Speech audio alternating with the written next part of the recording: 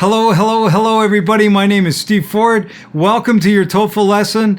Here we are in 2019, and I have some news about how the TOEFL is going to be different in August of this year. So you ready? Let's go. So in case you haven't heard, the TOEFL has a few changes that are coming up as of August 1st of this year. So this comes directly from the ETS website. In case you don't know, if you're new to the TOEFL, the ETS.org website is where you can sign up for your TOEFL test.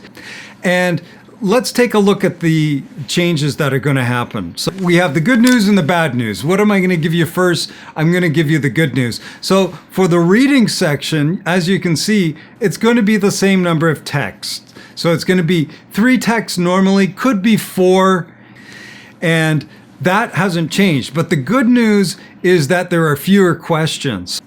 So before there was 12 to 14 questions, and now there's only 10 questions, as you can see here. So that's a good thing, because what it means is that for each question, if you measure it out, before there was only 90 seconds per question, and now you have 105 seconds per question. And that's a breath of fresh air. That's good news for a lot. That gives people some breathing space, because if that's one thing that my students and I hear other people complaining about, is that the reading section, after people have done the test, they say the reading section, it's too long. It's too darn long. And that has been consistent, the feedback I've gotten from my students over the years. So this is great. This means that you will have fewer questions and you'll have more time to spend on those questions. Great.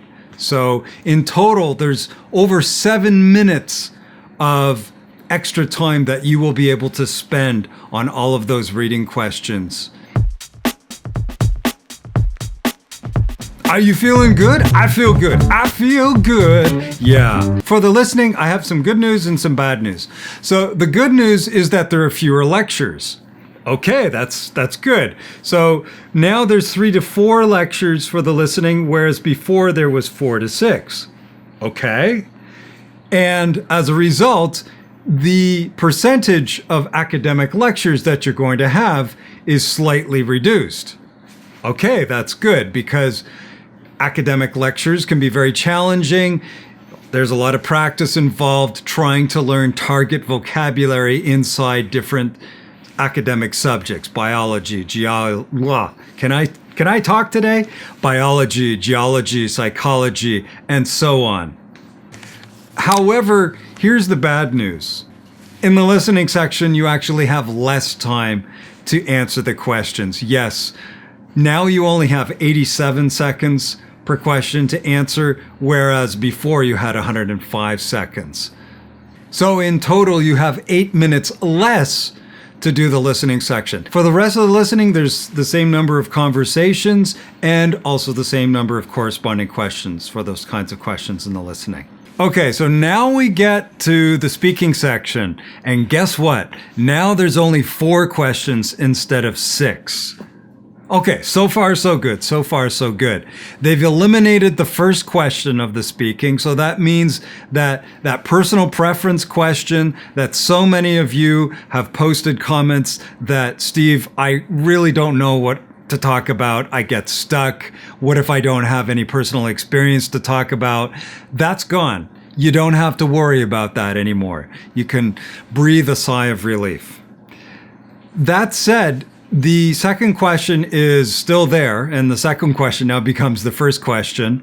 The other speaking question that they eliminated was the 5th integrated question, which is a campus question, and it's just listening. There's no text. That's been eliminated as well.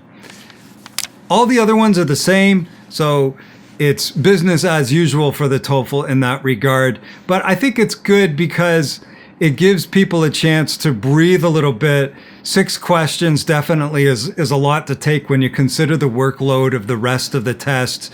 So this gives you more energy to concentrate and boost the quality of the answers for the questions that still remain. Now, the writing essentially has remained the same as well. Some have said that there may be a little warning at the beginning that no plagiarism is allowed. Well, how is that going to happen, plagiarism, unless... I can't see how that could happen, because there's somebody that's monitoring, sitting at the door, monitoring and helping people along with their tests. So I can't see how plagiarism could happen. I have seen in other videos, TOEFL videos on YouTube, don't use a template. The people who are evaluating your test are going to know. I really don't see how that would be possible. For goodness sake, I use templates all the time when I'm talking to sound like a voice of authority, and I've passed those tips on to you. A case in point, though, is a student of mine, and he always used the same introduction for all of his essays and even for his speaking. And it went something like, it's a foregone conclusion that there is substantial evidence to support the fact that, or there is overwhelming evidence to support the fact that. He was always saying this, that there was always evidence to support the fact. And sometimes it didn't work, you know, like they're asking his personal opinion about something, and he's saying, well, there's overwhelming evidence to support. No, that's not going to work. Yeah. So don't get too stuck in your templates. Don't go overboard. Last but not least, come August 1st, some academic institutions are already going to get on board with My Best Scores.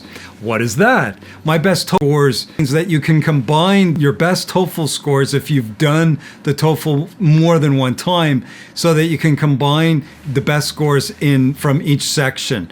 This is great news, as many people who have taken the test many times because they're trying to get high scores consistently in certain sections according to the requirements of the institution that they're applying to. So the academic institutions, the universities, are going to need to get on board. Okay, everybody, I hope that this information was useful so that you can be up to date with what's happening with the TOEFL. A test that was 4 hours long has now been reduced to 3.5 hours long. So that gives you a little bit more time to focus on quality rather than quantity. And I'm sure that this is good news for everybody.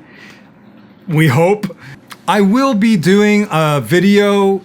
I had a whole bunch prepared, some including the TOEFL question 1. Well, that's out the window. But I have one where I do an evaluation of a very good TOEFL independent question 2. This student, of course, already passed. She's actually already graduated from Berkeley. And I'm going to be doing an evaluation of her TOEFL speaking and why it worked so well and why she got a 26 on the speaking. Yes. And we will be going over that in my next video. You can subscribe to my channel. You can watch other videos.